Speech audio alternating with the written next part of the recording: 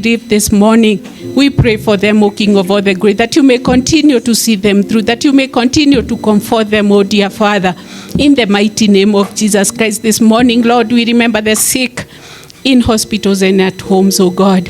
May you remember the Kehoros, oh God Almighty. May you remember Mary this morning, oh dear Father. Even though we have a thanksgiving, dear Lord, we know that you are doing her good together with Kehoro, dear Father, that your hearts are not short to heal, O King of all the glory. You are the one who makes us recover, dear Lord. You are the one that makes us go back to good health, O King of all the glory. And so this morning, dear Father, Kehoro and Mary, good health is their portion, dear Lord. May you remember them, O King of all the glory. I know the fear that comes with sicknesses and illnesses, Lord. We know the anxiety, O King of all the glory. And so we pray for their families, dear Lord, that you may continue, dear Father, to do them good for the glory and for the honor of your holy name. This morning, Lord, we uplift our nation before you. So many things that we can say to you, dear Lord, about our nation. But one thing we pray, dear Father, that you may help our leaders, oh God, that you may help the people of Kenya, dear Lord, to stay together, oh God, to stay united, oh God, with cords of love that cannot be broken, dear Lord, even when the weeds of politicians is blowing, oh God, that we will remain one, oh King of all the glory, without tribe, oh God, because we are Kenyans, oh Jehovah God. Despite our many tribes, oh God, we are one, oh Jehovah God. And so we pray that your peace will continue to prevail in our nation, dear Lord. We thank you, Father, for the many things that you are doing in our nation, oh God. The rains have continued to pour down, oh God. And we thank you, King of all the glory. We know that you are doing a new thing in our nation, oh Jehovah God.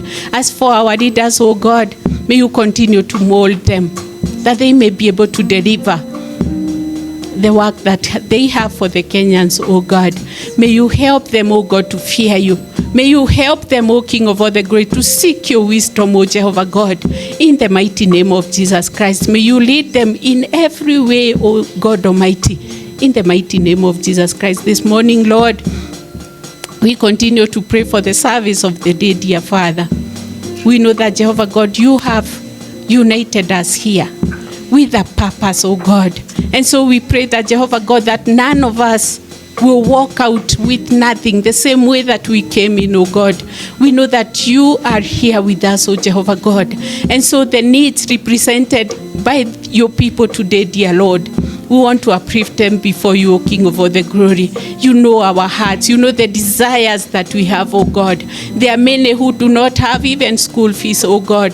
There are many who do not have things according to their desires, O God. If it pleases you this morning, may you meet with them, O Jehovah God. May you minister to them.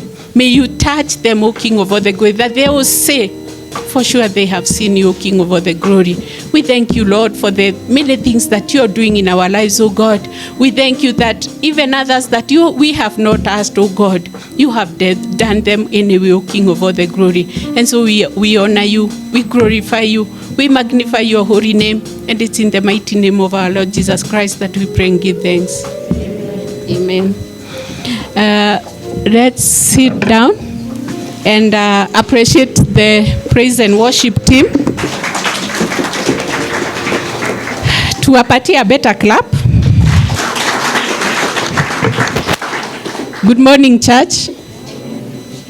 Good morning, church. Is it a good morning, really? Hey, munanyamaza. Is it a good morning? Tusalimie our neighbor. Umwambie umekaribishwa katika nyumba ya Bwana yetu.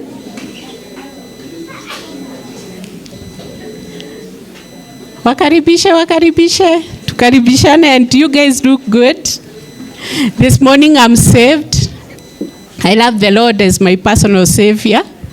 He have continued to be good to me. Nao wanaelewa Mungu. And what is expected of us. Na yale ambayo tunatarajiwa. Now the Bible describes about a time. Na Biblia inaelezea wakati fulani. It speaks about there was wickedness in the world. Inazungumzia ya kwamba kulikuweko na udhaifu duniani. It says this is a time Inasema ya kwamba huu ulikuwa wakati when wickedness was all over the world. wa kwamba kulikuweko na dhuluma duniani kote. Corruption was prevalent. Ufisadi ulikuweko. It was there. Every other person committing injustice against the other person. Ya kwamba kila mtu akimtendea mwingine dhuluma hapa na pale. And we have that even today. Na hata waleo mambo ni yale. Today you find people who are so wise. Unakuta ya kwamba kuna watu ambao wanaonekana wenye hekima. They want to take the land which does not belong to them. Wanatamani kunyakua mashamba ambayo sio yao, So that they can be able to be their own. ili yale mashamba yawe ni mali yao. People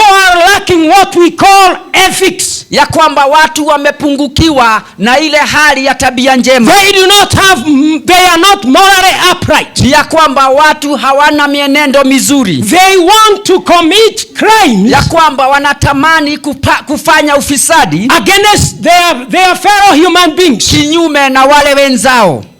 Just like it was with the times of Noah. Ilikuwa tu ni kama nyakati za yule Nuhu. That is what is happening today. Hayo ndiyo yanayofanyika siku hizi. There are so many murders.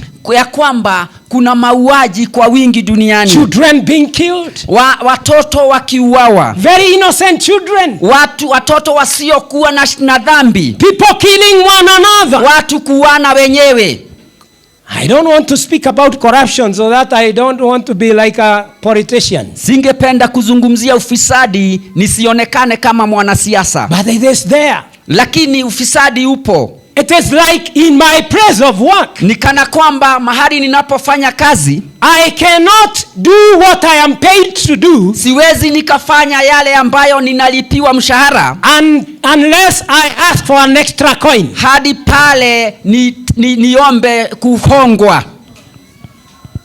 Most professions, that's how they are. Na wengine ambao ni watu maalum wako vile. They are paid a salary. Wanalipwa mishahara yao. But they will not do, lakini hawatafanya kamwe, what they are supposed to do, vile ambavyo inabidi wafanye, without an extra coin. bila kuonwa kando. They are paid a salary.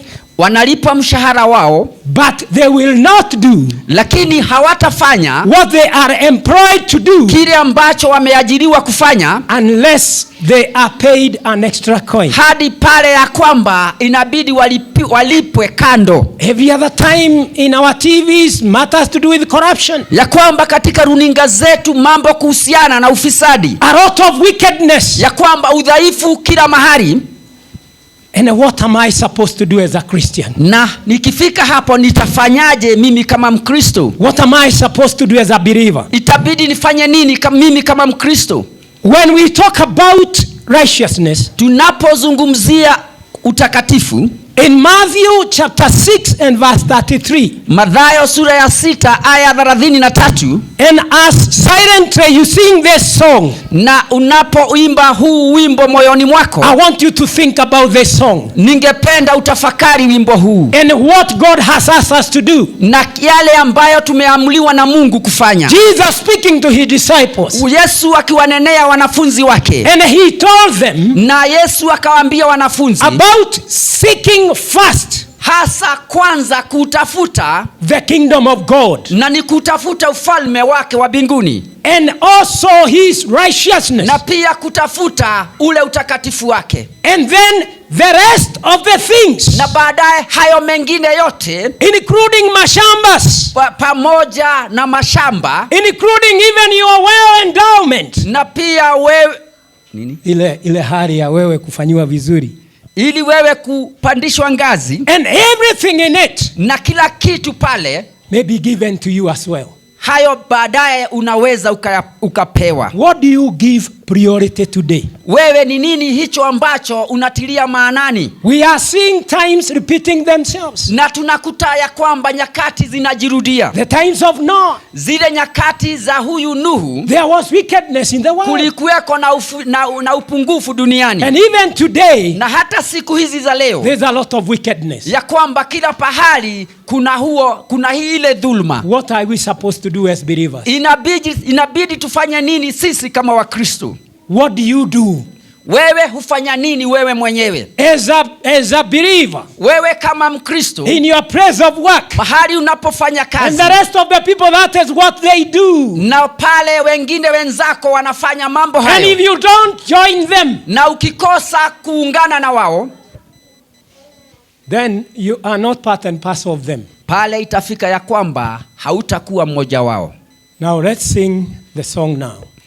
Na sasa tuimbe ule wimbo. I want to attentively, as you sing, reflect on this song. Ningependa utakapokuwa unauimba uangazie wimbo huu, And think about it. na huu wimbo ufikirie And zaidi, think about yourself. na ufikirie wewe mwenyewe, Even as we come back and conclude about Noah and what he did. hasa kabla kurejelea na kutamatisha vile Nuhu alivyofanya. Seek ye first the kingdom of God and his righteousness, and all these things shall be added unto you. Hallelujah, hallelujah. Ask and it shall be given to you. Seek and you shall find. Knock and the door shall be opened unto you. Hallelujah, hallelujah. Man shall not live by the bread alone, but by every word that proceeds from the mouth of God. Hallelujah, hallelujah. I am the way, the truth, and the life. I am the one. You shall know the truth, and the truth shall set you free. Hallelujah, hallelujah. This is a different version than the one I know, but we have done very well. Lakini tumefanya vema, ingawaje huu ni tofauti kidogo. You see, Noah is described as a righteous man. Unapata ya kwamba Nuhu anaelezewa kama mtu mkamilifu, But lived in a time lakini ni mtu ambaye aliishi wakati when there was a lot of wickedness. wakati ambao ulikuwa na udhaifu mwingi. It's just like you and me. Ni kama wewe na mimi. Noah was able to be helped by God. Nuhu aliweza kusaidiwa na Mungu, And he went out. na yeye akatoka, And he was telling people about the floods that were going to come. na alikuwa anaelezea watu kuhusu mafuriko yatakayokuja. But did people listen to him? Na je, kweli watu walimsikiza? Not many people listened to Noah. Sio wengi waliomsikiza yeye. They were only pointing to Noah. Ni ya kwamba walimwelekeza kidole Nuhu, And they were saying, this man doesn't know what he's speaking about. na wakasema huyu mtu hajui anasema nini. But that did not deter Noah Lakini hilo halikumzuia Nuhu from being obedient to God. hakukosea kuendelea kuwa mtu mkamilifu mbele za Mungu. Today you are a believer. Leo wewe ni Mkristo. You are in your place of work. Uko mahali unapofanya kazi yako. You have the story of Noah to read today. Unayo hadithi ya Nuhu kusoma leo. You can learn from him. Unaweza ukaiga kutoka kwake. And you can see that God did through Noah Na unaweza ukaona vile Mungu alivyofanya kupitia Nuhu, what he wanted him to achieve. hasa kile ambacho alitamani atimize. And even us this day today, Na hata sisi wenyewe siku hizi za leo, we must seek after ni righteousness. lazima tuendelee kutafuta utakatifu wake. We must walk in a faithful way. Ni lazima tutembee katika uaminifu wake. Noah was living in a corrupt world, Ya kwamba Nuhu alikuwa anaishi katika dunia iliyokuwa na dhambi. but he made a choice. Lakini kutoka kwetu. If I act in a corrupt way, Ya kwamba nikifanya kwa njia za ufisadi, if I practice wickedness, ikiwa ninafanya udhaifu, remember the child is watching kumbuka ya kwamba mwanao anakutazama and is running from me. na anajifundisha kutoka kwako. And we need to be wary Na kwa hivyo inabidi tuwe macho. what we teach our Ni children. nini hicho ambacho tunawafundisha watoto? We must walk upright. Ni lazima tutembee kwa ukamilifu. Noah walked in an upright way. Naye Nuhu akatembea kwa ukamilifu His kabisa. morals were good. Nazo tabia zake zilikuwa nzuri. It didn't matter the influence around him. Hakujali yale yaliyomzingira. It didn't matter how strong that was affecting him. Hakujali vile ambavyo aliguzwa na nguvu hizo. But he walked upright. Lakini yeye alitembea kwa ukamilifu. He walked in righteousness, Akatembea kwa utakatifu. in the way he's supposed to be. Kama vile ilivyombidi afanye. How does one walk in righteousness? Je, mtu anatembeaje kwa ukamilifu? You need to practice, number one, integrity. Inabidi ufanyishe mazoezi mambo ya kuwa mtu mwenye mwenendo mzuri. You need to walk in integrity. Ya kwamba utembee kwa mienendo miema. Walking uprightness Ya kwamba kutembea kwa ukamilifu and living consistently na kuishi kila siku with God's standards. ukiishi katika kimo cha Mungu. And that's why we say about studying the word of Na God. ndiyo sababu tunasema kujifundisha neno la Mungu. If there is nothing in you, Ikiwa wewe ni tupu tu, then even as you walk, hata utakapotembea, your child, mwanao or even the people who are colleagues in your place ama of wale work, ambao ni wenzako kazini, they need to copy from you. inabidi wakuige They wewe. need to run from us. Inabidi wajifundisha kutoka We kwetu. need to say, this is what I am paid for. Inabidi waseme hiki ndicho I am paid for.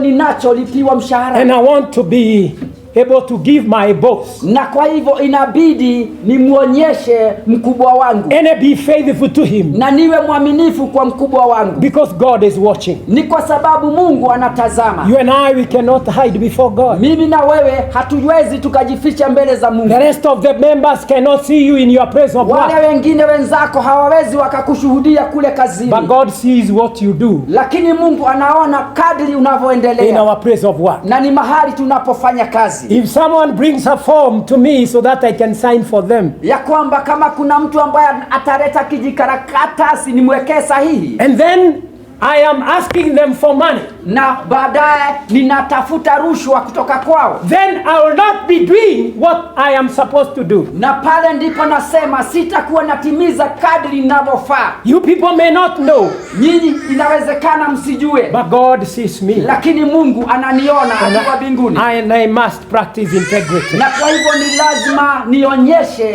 ukamilifu. I must have a clear conscience, Ni lazima niwe na dhamiri iliyo hai. because that is what happens in our lives. Ni kwa sababu hayo hufanyika maishani mwetu kila wakati. Then I must actively be able to pursue the right things. Na pale ndipo inabidi nitie bidii kufuatilia mambo yanayofaa. Righteousness is not passive. Ya kwamba ukamilifu sio jambo ambalo unaweza ukamsukumia mwenzako. Noah hungered for, and thirsted for godliness. Ni ya kwamba naye Nuhu alipata kiu cha mambo ya kimungu. And he pursued it. Na kwa hivyo akafuatilia. And he was able to do it. Na akaweza kufika. Noah pursued for kindness. Ni ya kwamba Nuhu alitafuta sana hali ya kuwa mtu mkarimu. And he was able to do it. Na akaweza kutimiza. Noah resisted the temptation. Ni ya kwamba Nuhu alikataa kabisa kujaribiwa. Don't forget that possibly when the ark was rising, Na usisahau ya kwamba wakati safina ilipokuwa inainuliwa na maji, when there was water all around, wakati kulikuweko na maji kila mahali, possibly there were people who were running, yawezekana kuna watu ambao walikuwa wanakimbia, and they were going knocking on the ark, na walikuwa wanabisha katika mlango wa safina, and they wanted to know, na ilibidi walipenda sana kujua, we have this money, Noah. ya kwamba kuna huyu mtu ambaye ni Nuhu, No, we have this money. ya kwamba tuna hizi hela, We want you to open for us. tungependa tukulipe We utufungulie, want to come in. inabidi tuingie ndani.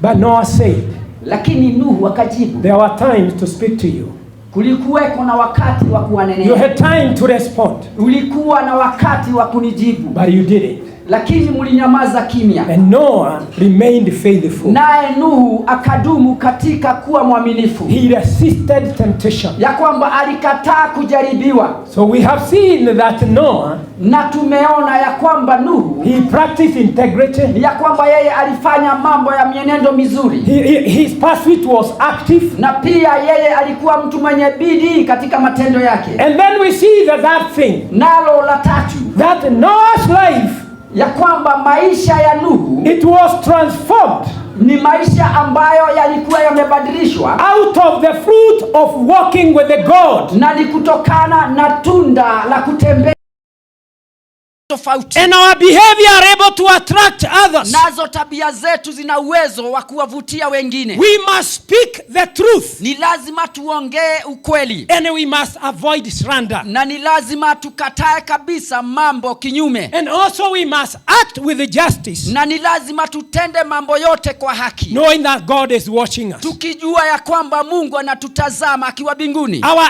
every move, ya kwamba kuondoka kwetu kote, our every conduct, ya kwamba kila tendo tunalotenda God is watching. Mungu anatazama, He sees us. anaona, He sees you even when you have taken your father's phone ya kwamba anakuona hata wakati umeichukua simu ya babako mzazi, and you are hiding under the blanket. na unaificha chini za blanketi, You have even switched it off na pia umeizima so that you can open when the parents are awake, are asleep. ili uifungue wakati wazazi watakapokuwa washalala. Praise be to God.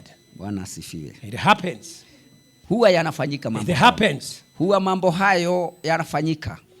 And you see Noah, Na hapa unamkuta Nuhu, because he knew God. ni kwa sababu alimfahamu He Mungu. walked with him. Akatembea He pamoja had na a Mungu. relationship with him. Akawa na uhusiano na Mungu, And therefore, na kwa hivyo God remained as a remnant. ya kwamba Mungu akadumu kuwa kimbilio, The world around you may be corrupt. ya kwamba wale dunia iliyo karibu nawe yaweza Or kuwa, your colleagues could be corrupt. wenzako wanaweza kuwa wafisadi, But you must remain, lakini itabidi usimame knowing that God is seeing you. ukijua ya kwamba Mungu anakuona.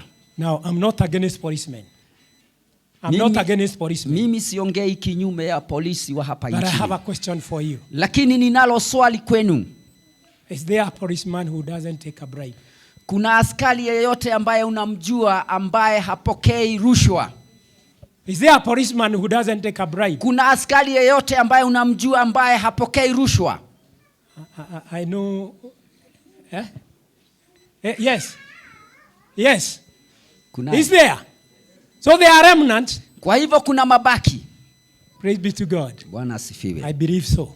Ninaamini vile. Because you see, God and his principle is that he always maintains a remnant. Ni ya kwamba katika Mungu na tabia zake ni lazima awe na mabaki yake. You see, Noah obeys God Ya kwamba Nuhu akamtii Mungu, in the instructions to build the ark. na ni katika maagizo yale ya kujenga safina, Not only to save himself na siyo safina la kujiokoa yeye mwenyewe or his family, na pamoja na familia yake, but everyone lakini kila mtu, who dared to listen to him. na ni kila mtu ambaye aliamua kumsikiza yeye. Even today, Hata siku hizi za leo, don't say that all are corrupt. usiseme ya kwamba kila mtu ni mfisadi, We've been called to evangelize. ya kwamba tumealikwa kueneza It is injili. a command. Ni amri kutoka kwa Mungu. Don't say that, I know everyone is corrupt in Na Kenya. usiseme ya kwamba kila mtu ni mfisadi hapa nchini. You must practice justice Ni lazima ufanye mambo ya haki, and give God the benefit na uweze kumpa Mungu ile faida, that he has maintained, na ni ile faida ambayo ameidumisha, that there is one willing to listen ya and to kwamba change kuna yule mmoja ambaye amebaki kuweza kumsikiza and receive Jesus Christ as Lord na and Savior. aweze kumpokea Yesu Kristo na kumfanya mkombozi wa maisha yake. Let your action, Ya kwamba achilia matendo yako let your behavior, na pia tabia zako, and finally your character na mwishowe zile tabia zako be able to impact ziweze kuguza, those who are around. na ni kuguza wale ambao wamekuzingira. Now, this message here today Na sasa neno hili la leo Despite the corruption around us, ingawaje kuna ufisadi ambao umekithiri sana, our God is still at work. ya kwamba Mungu wetu angali kazini. And he will bring a change in this world. Na ni yeye ndiye atakayeleta mabadiliko duniani kote. Number 2 is that we must be reminded La pili ni ya kwamba ni lazima tukumbushwe of the divine favor na tukumbushwe ile neema ya Mungu, and also his protection, na pia ule ulinzi wake, that which will walk with us. na ni ule ulinzi ambao utatembea nasi. That God surrounds the righteous, Ni ya kwamba Mungu huwa anawazingira wale ambao ni wakamilifu and he wake, surrounds them with his favor, na anawazingira na ile neema yake, and he shields us, na yeye ndiye anayetulinda, and he will see us through, na yeye ndiye atakayetembea nasi hadi mwisho, even as we continue being obedient to him. hasa tunapoendelea kuwa na hali ya kumtii yeye. And eventually we know,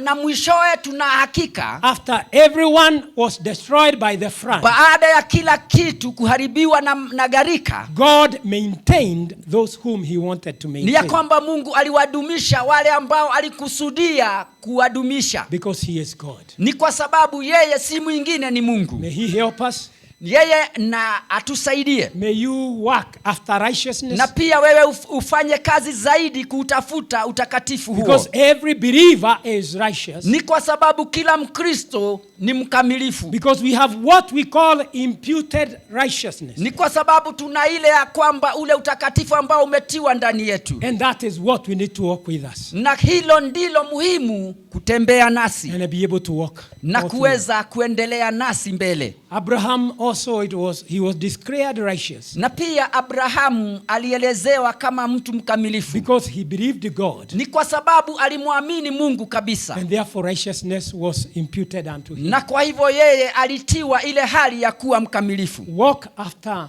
righteousness, ya kwamba tembea ukitafuta ukamilifu, and don't lose hope, na usikate tamaa, because God is with us. ni kwa sababu Mungu yu pamoja nasi. And those around us, Na wale ambao ni mashahidi wetu in our places of work, mahali tunapofanya kazi, they will see wataweza kuona, and even believe in the God who is in you, waone na waweze kumwamini Mungu aliye ndani yako, and see that God is still working in this life, na waweze kushuhudia na kusema Mungu angali anafanya kazi katika dunia hii, and it shall be well. na kila kitu kitakuwa kamili. May the Lord bless us, Bwana atubariki, every one of us, na ni kila mmoja as we abarikiwe, pursue after righteousness. hasa mnapoendelea kukimbilia utakatifu. Last night I was very tired.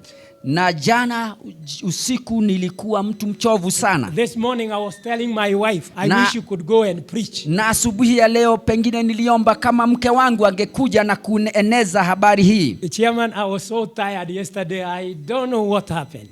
Nilichoka sana, sijui nini kilifanyika, But I thank God that I have been able to say what God wanted us to hear. lakini namshukuru Mungu kwa sababu ameniwezesha kunena kile ambacho ilibidi ninene. And I pray that you have that in your heart. Na ni ombi langu la kwamba umelishika hilo moyoni mwako. So as we go out in next week, Na unapotoka nje hadi wiki kesho, pursue righteousness, endelea kutafuta na ukamilifu wa Mungu, and it shall be well. na kila kitu kitakuwa sawa. It shall be well. Itakuwa sawa. Because God never forsakes us. Ni kwa sababu Mungu hana wakati wa kutusahau. He helps you Atakusaidia wewe, in the area you are struggling, na ni sehemu ambayo pengine unasumbuka, so that you can be right with him. ili uwe kamili pamoja naye. He wants you to be able, when you are out there, Anapenda sana wakati uko kule nje, you can be able to bring many into his kingdom, ili uweze kuwaleta wengi ndani ya ufalme wake, in whichever area you are na serving. ni popote ulipo hapa duniani. And may the Lord bless us. Na Bwana atubariki sana, In the name of Jesus. na ni katika jina la Yesu Kristo mbarikiwe. Come, Phyllis.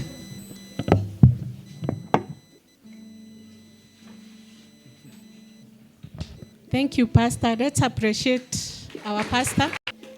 Tumewambiwa hatuna sababu ya kutokuwa righteous.